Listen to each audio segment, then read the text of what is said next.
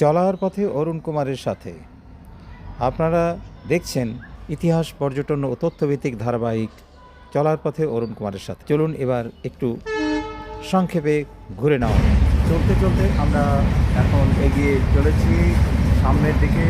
Alipurduar junction থেকে আমরা Siliguri junction যাব।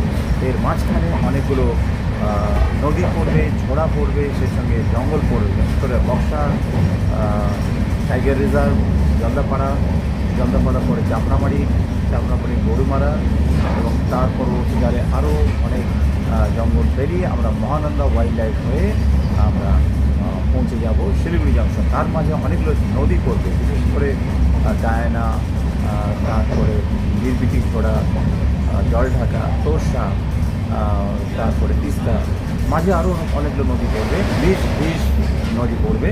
এবং তারপরে আমরা তিস্তা পেরিয়ে আর যে নদীটা আসবে সেটা হচ্ছে মহানদী, যার মহানদী বলা হয় গুলমা খোলা দিয়ে তারপরে আমরা শিলিগুড়ি জংশন পৌঁছব। সঙ্গে থাকুন।